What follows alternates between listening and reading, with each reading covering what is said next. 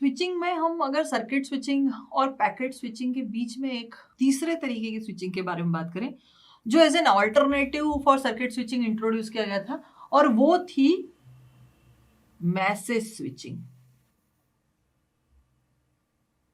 Message switching जो है वो पूरे का पूरा जो एंटायर मैसेज है, पूरा उसमें जो स्मॉलेस्ट यूनिट है, जैसे मैं अगर बात करूं कि अगर आप पैकेट स्विचिंग के बारे में बात करें, तो पैकेट स्विचिंग में क्या होता है कि हम पहले एक पूरा मैसेज लेंगे, इस मैसेज को छोटे छोटे पैकेट्स में डिवाइड कर देंगे। तो जो स्मॉलेस्ट यूनिट है वो क्या कहलाती है? पैकेट। अगर ये डेटाग्राम है तो इसको डेटाग्राम कहते हैं, पैकेट्स को क्या कहेंगे? डेटाग्राम टेक्निक में डेटाग्राम कहा जाता है। हम यहाँ मैसेज स्विचिंग में जो सबसे छोटी यूनिट है वो मैसेज है, मतलब जितना भी मैसेज है उसको एक पूरा का पूरा यूनिट माना जाता है, इंडिविजुअल यूनिट, और वो स्मॉलेस्ट इंडिविजुअल यूनिट है जिसे हम भेजेंगे।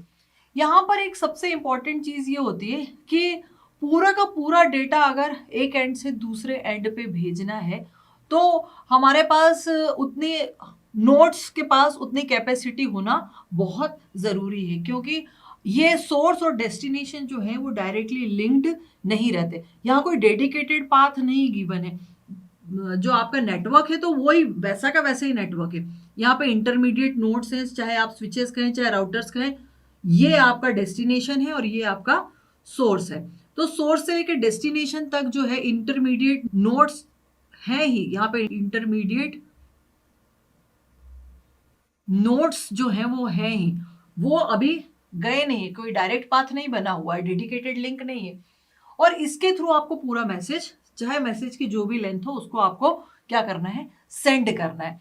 अब अगर इंटरमीडिएट नोड्स हैं तो ये काम कैसे करेगा? बेसिकली हम इस पूरे मतलब इसको कहेंगे हॉप टू हॉप, क्योंकि पूरा मैसेज यहाँ से यहाँ आएगा, फिर पूरा का पूरा मैसेज उठ के यहाँ से यहाँ आएगा, फिर यहाँ आएगा और फिर यहाँ पे डेस्टिनेशन पे जाएगा। इसीलिए इसे हॉप बाय हॉप सिस्टम भी कहा जाता है, क्योंकि पूरा का पूरा मैसेज चलता है, यहाँ पार्ट ऑफ मैसेज ट्रेवल नहीं कर रहा है, पूरा का पूरा मैसेज भेज रहे हैं।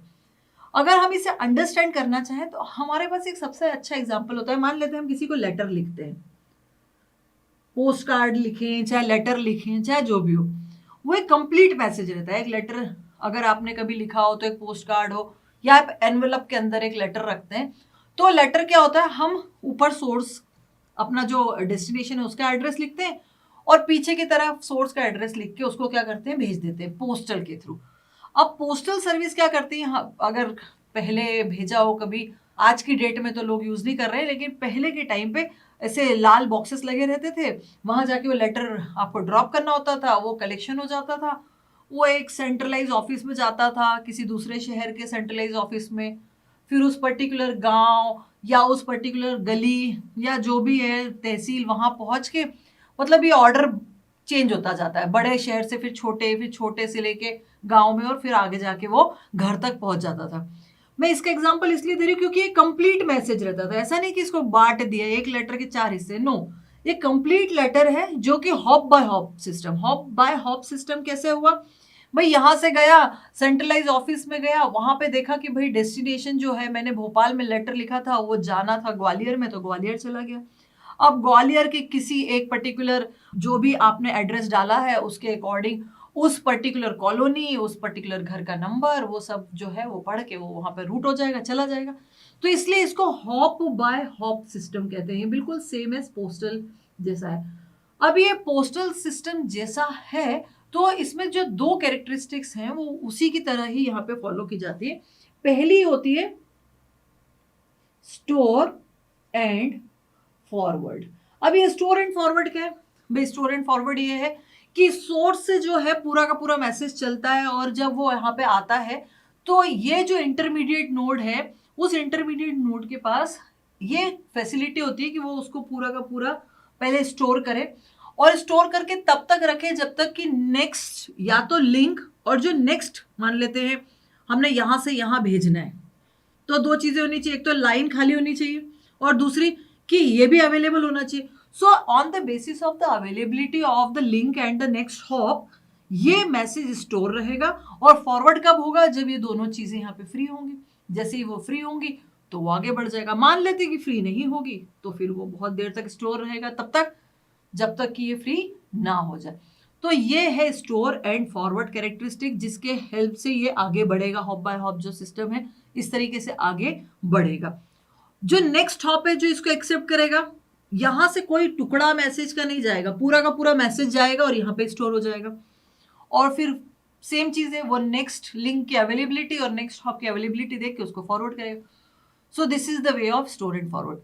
नाउ जैसे कि मैंने एग्जांपल में ही लिया था कि लेटर है, हमारा पूरा मैसेज है, हम मान लेते हैं कि एनवेलप में लेटर रखते हैं, तो हमारा पूरा का पूरा मैसेज जो है एक कंप्लीट एनवेलप, एक कंप्लीट पैकेट जिसे कहेंगे, वो एक मैसेज का पैकेट बनेगा। और उसमें भी इंफॉर्मेशन तो चाहिए ही, एक कंप्लीट हेडर इंफॉर्मेशन उसमें डालनी पड़ेगी। अब वो जो हेडर है वो कंटेन करेगा 2-3 इंफॉर्मेशन बहुत इंपॉर्टेंट है। एक तो सोर्स का एड्रेस, डेस्टिनेशन का एड्रेस, जैसे कि लेटर पे मैंने अभी एग्जांपल दिया था कि भाई ऊपर आपको लिखना है जिसको भेजना है उसका नाम, और पीछे जिसने भेजा उसका नाम, मतलब सोर्स का नाम और डेस्टिनेशन का नाम। और साथ ही साथ ये रूटिंग इंफॉर्मेशन भी कंटेन करेगा, मतलब ये पहले स्विच नंबर 1 के पास आए, फिर स्विच 2 के पास आए, फिर 3 के पास आए, और फिर ये किसके पास जाए। So this is how the message will be delivered by this information which is contained in the header. So this is all about the message switching, जिसमें करना क्या है कि कंप्लीट मैसेज को उठा के भेज देना है। अगर हम इसके इफिशिएंट टेक्निक के बारे में बात करें, सो it's not an efficient technique, क्योंकि देखिए मैसेज जो है, जैसे यहाँ पे तो आपने लेटर रख दिया, 2 पन्ने का लेटर भी हो सकता है, सिंगल पेज का भी लेटर हो सकता है, 5 पेज का भी हो सकता है। मतलब जो मैसेज की लेंथ है वो हमारे हाथ में नहीं है, वो किस पे डिपेंड करती है, सोर्स पे डिपेंड करती है। और अगर सोर्स पे डिपेंड करती है तो यहाँ पे आपको जो स्टोर एंड फॉरवर्ड के लिए जो कैपेसिटी चाहिए, मतलब जो रैम चाहिए जिसमें हम स्टोर करते हैं बेसिकली डेटा, वो भी बहुत ज्यादा चाहिए। ज्यादा क्यों? क्योंकि छोटा मैसेज आया तब तो कोई प्रॉब्लम नहीं है, लेकिन अगर एक बहुत बड़ा मैसेज आया तो आपको एवरी टाइम उसके लिए स्पेस तो रखना ही पड़ेगा, तभी आप स्टोर एंड फॉरवर्ड कर पाएंगे। तो एक तो कैपेसिटी बहुत ज्यादा चाहिए। सेकेंडली, अगर आप इसको डेटा कम्युनिकेशन के लिए इमेजिन करें, तो डेटा कम्युनिकेशन में मैसेज बड़ा छोटा साइज हमारे हाथ में कभी भी नहीं होता। और दूसरी चीज कि अगर ये स्टोर एंड फॉरवर्ड, मतलब पूरा का पूरा मैसेज यहाँ आएगा, फिर यहाँ जाएगा और फिर आगे बढ़ेगा, so it's always a slow process. ये प्रोसेस बहुत स्लो हो जाएगी, क्योंकि वो अवेलेबिलिटी देखेगा, फिर भेजेगा, फिर नेक्स्ट वाला स्टोर करेगा, फिर फॉरवर्ड करेगा। So it's this whole process will becomes very slow. ये अगर डेटा कम्युनिकेशन के लिए हम यूज करना चाहें, so it's not an efficient technique. Delay के बारे में बात करें, सो नेचुरल है, अगर अवेलेबिलिटी नहीं होगी लिंक की और हॉप की, मतलब जो नेक्स्ट इंटरमीडिएट नोड है, तो नेचुरल है कि डिले हमारे हाथ में नहीं है। डिले बहुत ज्यादा भी हो सकता है, समटाइम्स बहुत कम भी हो सकता है, समटाइम्स वो इनडेफिनिट टाइम के लिए स्टोर रह सकता है किसी एक ही इंटरमीडिएट नोड पे, तो पूरा का पूरा मैसेज आप पे स्टक हो जाएगा। तो अगर मैसेज स्विचिंग को हम स्पेसिफिकली अगर डेटा के लिए यूज करना चाहें, so it's not a very good technique. तो हमारे पास दोनों ऑप्शन, मतलब circuit switching we are not using for data communication, at the same time message is also not useful for data. तो हमारे पास बचता है सिर्फ पैकेट स्विचिंग, जिसमें दोनों तरीके हैं, चाहे वर्चुअल सर्किट हो चाहे डेटाग्राम हो। उसमें भी datagram is the technique which is widely use, क्योंकि वहां पर first come first serve basis पे हम पूरा का पूरा पैकेट जो है भेज रहे हैं। So message switching can not be use for, not exactly कि इसको नहीं यूज करना चाहिए, लेकिन इसके ये जो ड्रॉबैक्स हैं इसकी वजह से इसे यूज नहीं करना चाहिए, क्योंकि ये एक बहुत स्लो प्रोसेस है। So this is all about message switching.